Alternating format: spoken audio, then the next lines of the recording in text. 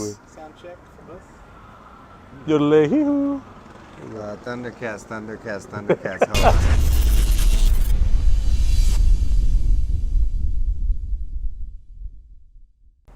Hey everybody, I'm Cisco from 96 Studios, and I'm here with Eric Henson, famed comic book artist, penciler. Am I right? Yes. And he, you can probably seen him in Morgan Spurlock's Comic-Con, A Fan's Hope. Was it episode 5 Comic-Con, A Fan's Hope? And his work also in The Last Ronin, Disney's Gargoyles. And what other work have you done? I've researched a little bit, but you know what you've done. I've done work for different covers on Red Sonja, Vampirella, my own series Eden, Teenage Mutant Ninja Turtles, the regular ongoing series, The Last Ronin, the upcoming Last Ronin 2. Sure I'm forgetting some stuff. Mark Millar's book, Prodigy, Undiscovered Country from Scott Snyder at Image Comics. So a lot of different newer comics, indie comics, some decent IPs, decent titles like you mentioned, Gargoyles. But probably more so, when I first got started, it was the Perhapanauts, like a smaller independent book at Image Comics. So quite a few different titles. Oh, awesome! Like I first saw your work and saw you on the big screen in the Morgan Spurlock documentary Comic-Con. It's been years since that been filmed, but the wave has just been great.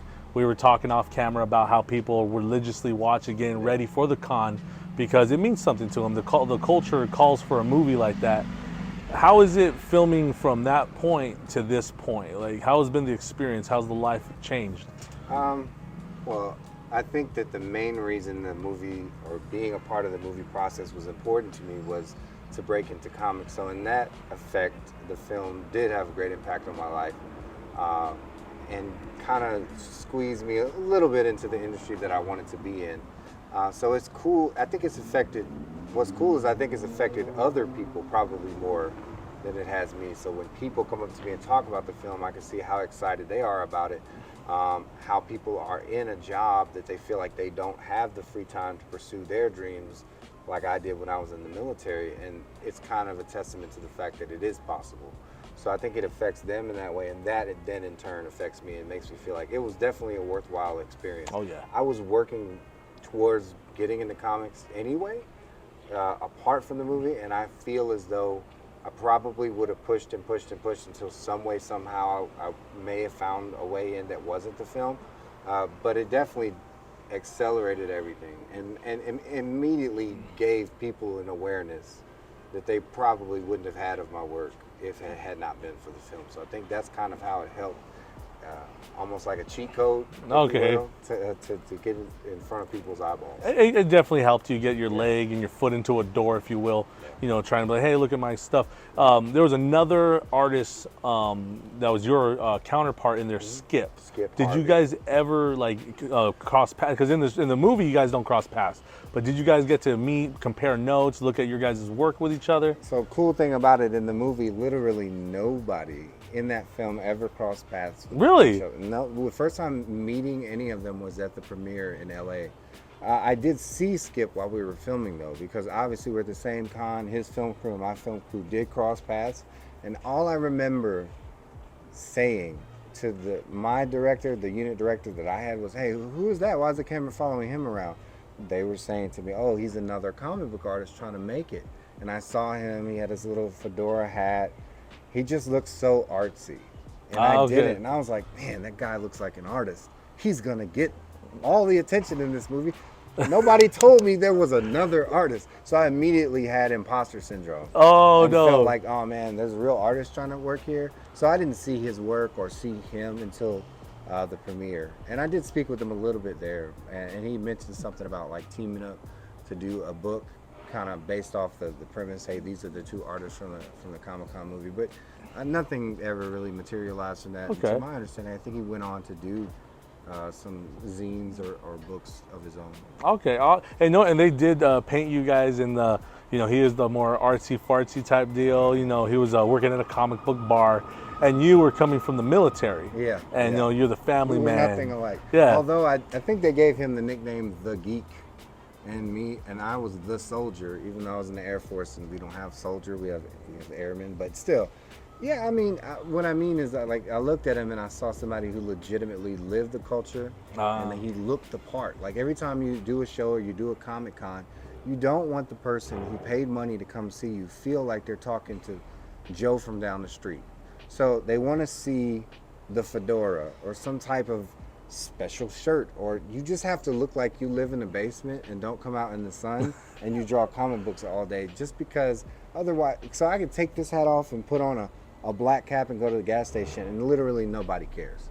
But if I go across the street into a convention, switch the hat, wear a backpack, and sit at a table, immediately I feel legitimate, like I'm supposed to be there for them. So it's just like, I try to do little things for the fans. In the little graphic of my image online, it has this hat. I just want them to feel like they're meeting the graphic from the internet. Do I wear this hat to the grocery store? I do not. Do I wear it when I'm drawing? I don't even wear clothes when I'm no. I am clothed when I draw, but it's just well, it could be one of those perks from working from home. Like, I don't need pants right now. I'm only on. You can only see from this high up, when you're telecalling. But I stay at home, and my studio's at my home. And if I get that call, hey, I need help, or I need you to come to the school, Dad, I would literally forget to put the pants on first and just rush there. So I try to make sure to stay clothed just in case of emergencies. Just keep the pants by the door. Take the jacket off the hook. Put there you go. Yeah. You're like, don't forget your shoes. I forget my wallet every time I step out of the door. I forget my wallet. I lose keys. Yeah. Like anything. I have like 3 sets of keys for one car. Yeah. And 2 of them don't work. I don't know where I got the other 2 from. I put a tracker in my wallet so I can find it with my phone. You know what? Then you lose your phone. Yeah, there you go. You lose the phone too. Like, it's always where you sit too in the couch. It's always that hard to reach place. I have a little 8-year-old. I'm like, Samuel, get under there and get lifting up the couch. He's over there playing life or death because I can't hold that thing forever. So you also did work. This is the question I have, that when I look at your artwork and I look at the words that the characters are saying or what's being depicted on the page, do you get the script? Do they tell you, hey, this is how I want the camera to capture this character, or this is how I want this person to be moving or turning, or do you get a lot of freedom in this? Do you give them 3, 4 of the same panel? Like how do you guys do it when you guys are dealing with dialogue and action in there? So when I am drawing sequential or interiors for a writer, which is, I do less and less nowadays. I mostly do covers. But I drew a lot for a writer named Todd DeZago back in the Perhapanauts and Image days. And he had what was called the Marvel style, to where he would write broad general actions and indicate dialogue that wasn't necessarily narrowed down to exactly what they were going to say sometimes. So it just gave you an idea of what the expression that character is supposed to be wearing and what they're doing. And then later on, he actually was great because he would get the art, and sometimes the way I drew it, the way I drew it mean the character need to be saying something slightly different or more expressive or less expressive. So we fed off of each other. So that's typically the way I've worked anytime I've worked with another writer. I did get the full script, but the full script was not set in stone as far as all those details. And then, so it was collaborative. And then when I wrote my own series, I actually did the same thing with myself. I wrote a script that I did not specify everything so slavishly that when I got to draw it, I wasn't able to use the freedom that I wanted. Because a lot of times, as an auteur, somebody who's writing the work, drawing the work, and dictating how it goes from beginning to end, you only think you know what you want at first. And then sometimes as you're working on it, it turns into something completely different, and you have to be sensitive to what the art is veering towards naturally. So I would rewrite scripts sometimes as I'm drawing to make it make sense. You also rewrite scripts to shorten and cut things, to make things faster. Yeah, to make things fit in there a little bit better. Things have to come out, on time. So. And I'm sure it's a constant edit. You're like, I probably didn't need that part that I thought I did. Right. And when we could probably get to A to B to C, let's just move this out of the way. Right. That's pretty cool. I like that. We saw that you did some work with actually a channel's friend, Brian Polito, with Lady Death. How's it working with Brian? We've had him a couple times on the channel. We've got to interview him, a bunch of intros from him. But how's it working with him? If I had to pick one word, it'd be kind. Absolutely. He's one of the kindest people I've worked with. he allows you to have the freedom that you want to execute the ideas that, you know, he may put a broad concept in front of you and say, you know, show me what you would do with that. And I also like working with him because he's very clear on what he wants and doesn't want. Sometimes that ambiguity from someone who's too timid on their vision can lead to a lot of confusion. With Brian, I know what he wants. As soon as he tells me, he's very clear. Nope, don't want this. Yes, I do want that. And so I love the transparency. It's freeing to be able to work with somebody who takes such an ownership over a character that, you know, for all these years has been what he's invested so much time. It's his character. I totally understand. So I love working with him. He's really supportive. He promotes, you know, his artists and writers probably more than we do. And he's just always open to whatever my schedule allows. He's super flexible. And this is not spoken about enough. I love how he works ahead. So with working with a lot of publishers, I'm not going to name names, sometimes you get a phone call asking you to do something and you ask when the deadline is and it's that weekend. And I understand that happens. Artists and writers, they drop out, they have health issues, and you know, I'm the last guy on the list that they called. I understand. But with him, he works so far ahead. He's so organized that if I came to him with an emergency, he'd be like, it's fine. Because we're already working 8 months ahead. You can handle your issue and still come back and work on that book without the stress. So I like how organized he is and how organized Coffin Comics is. And the fact that every editor, anybody on the editorial team, you could tell they want to work there. They like working with artists and writers. They're a good company. That's good. And if we had to pick a name, like a word to describe Brian Pulido, would be Brian. Because if you ever met Brian Pulido, he is on. It's something just, he's Brian Pulido. Yeah. He's always just, you know, kind of the eccentric type. And you've met him. You know how he is. Yeah. So we always love interviewing him every chance we get it, over there in Phoenix, Tucson. Great dude all the time. And you live in Phoenix, right? I do. And Phoenix has such a good comic book culture with Image being there, Coffin Comics being there. Like, how does it differ from you know choosing a place like Phoenix? How does it differ from other places just for the scene itself? It's cool because most of the other places I've lived in this country and outside of, I always felt like I was kind of the only person who was doing what I was doing where I was. I couldn't meet up with other comic book artists or relate to them or ask advice. It was always via the internet. But actually in Phoenix, there's a network of people and lots of people. And if I do a signing in a shop, I'll be there with 3 other comic book artists. And I've gotten to meet a lot more people than I would in other places. And then also I was shocked at the comic book culture, the amount of people that live just in Arizona. I think Greg Capullo lives out here in Sedona. Todd McFarlane lives out here. McFarlane lives up here. McFarlane Toys. It's right there in Tempe. Yeah, so there's a very rich culture that's kind of cool to be a part of. That, not that I can just go to Greg's house, but just to know that they're looking out their window and seeing something similar to what I'm seeing. So that's pretty cool. That's good. And I think like the late George Perez had a place out there in Chandler or somewhere. But I'm not sure. That was all. When we talk about when you nerds get together, like, hey, you know this person lives here, you know that person lives there. Every time I met George was always at another convention. He was amazingly nice. He was a sweet person. Got to meet him one time, and it was just a little quick by, and.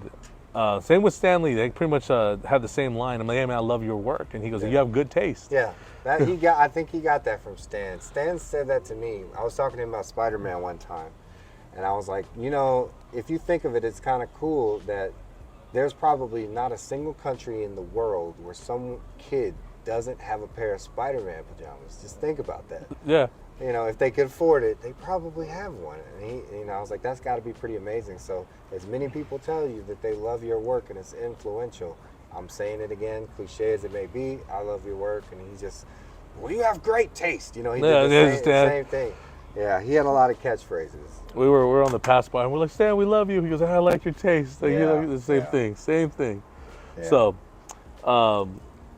drawing, writing, you're doing both. What are you gravitating right now? Do you still love the drawing, or do you like the writing aspect of it? Do you like drawing the characters, developing the characters? You were talking about developing villains earlier before the filming.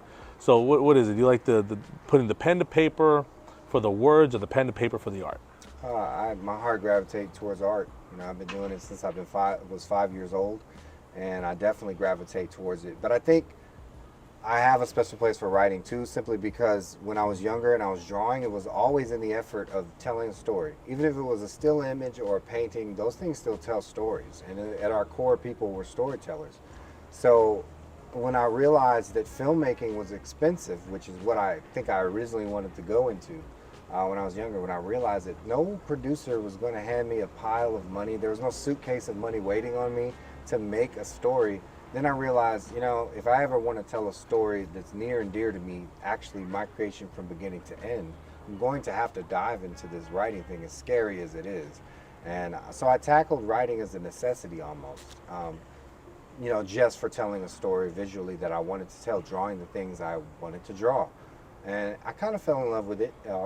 What I do, I don't think I want to call it great writing. It's more utilitarian and quick and gets to the point of telling the story.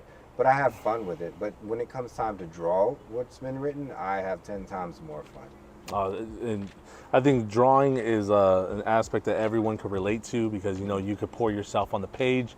Whether it's good art, bad art, it's something that expresses yourself. And, you know, I try to push that to my kids. We used to do painting. We started the channel, we did custom collectible toys. We took an existing toy and we put our own spin on it. And we just started gifting it to celebrities that we met. Oh, that's cool. And now we do this thing. With the spoken word, I'm good with spoken word. My buddy, my brother over on the other side of the camera, I tell him, like, this is what I want to say. And he's like, slow down. Yeah. Let me make it sound smarter, because Right. you're going 1,000 miles a minute. And I love Julian for it, because me, if I couldn't, I'm not good with pen to paper, but I'm good with the verbal. I'll tell you a story. I'll tell you a story and a half. Yeah. But that's why I got that guy. Well, what you said is really, really important. When you're writing, for anyone that cares about what I have to say about it, I think if you're trying to be a great writer, it's more about what you don't say. Editing yourself is probably the most important part. When we want to tell a story, we want to tell the whole story. We want to tell some grand epic.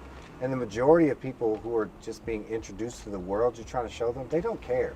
Yeah. They don't care about the stuff you care about. They don't know why they should care. So, you know, great writers, like I said, Todd DeZago gave me a lot of advice early on. He said, you know, start off small. The less you can kind of say, the better. Get people intrigued with something simple first. And if they gravitate towards it, then give them something else. Then give them something else. If the Star Wars series had started off with George Lucas explaining like midichlorians in the 70s, Oh, yeah. no, we wouldn't be talking about Star Wars today. But if you go back and look at that base film, that is just an action, adventure, sci, fantasy story about a guy trying to save a girl. Like, it's not really that deep. But it spawned this universe now with all these books and movies and TV shows, and it's been made to be something that's so science fiction-y. I would argue the first Star Wars is not even a science fiction movie. It had science fiction things in it, but it was it was a fantasy movie from the 70s. It's Conan the Barbarian with spaceships, you know, in essence. So it was more of that type of thing is what. I love that description. It just sounds so good. So here's my last question for you. Out of everything you've drawn, which is your favorite character to draw? Like this is the one like you enjoy drawing, whether the turtles, the gargoyles, your own personal characters. Who's your favorite that you like throwing down? I should say my own favorite, because that's the answer you're supposed to give. Yeah. But the truth is, I probably wanted to be a part of Teenage Mutant Ninja Turtles since I was a lot younger. I used to draw them, you know, just as a hobbyist. Learning to draw, I drew the Ninja Turtles. I once took a clock off of the wall at my house and ripped the backing, the paper off, and drew the Ninja Turtles on the clock and closed it back up and made a Turtles clock. I don't think I asked my parents. I just did it. So I've always wanted to be a part of that universe, the tapestry of that world, and to get a chance to do any kind of artwork for it, especially artwork that people recognize. You know, that was my most favorite moment of drawing. The character designs, I love it. You know, I like simple, organic shapes. And the turtles, they don't have noses or ears or anything. Like, you know, you can get just the raw essence of their expressiveness with their eyes and their mouth. Those are the characters that I would say I love to draw the most. Only a very close second would be my own characters from my series Eden. Oh, nice. I'm supposed to say that. As That's the political answer, That's I guess. the right promotional answer. Shamelessly, my characters. Awesome. But really Ninja Turtles. Ninja Turtles. I have a niece. Her name's Quinn. Right. She's like the biggest Ninja Turtle fan that you'd ever see, and she loves. Her favorite is Donatello. She tells me all the time, Dio, Donatello. But Ninja Turtles are always fun. Everyone's a Ninja Turtle fan. I think we all remember that when we're kids. Point, That we always come back. Well, now we're gonna wrap this interview up here. We'll see you guys in the next one. I'm Cisco. I'm Eric Henson. And we'll catch you guys in the next one. Until then, you culture lovers, love you guys.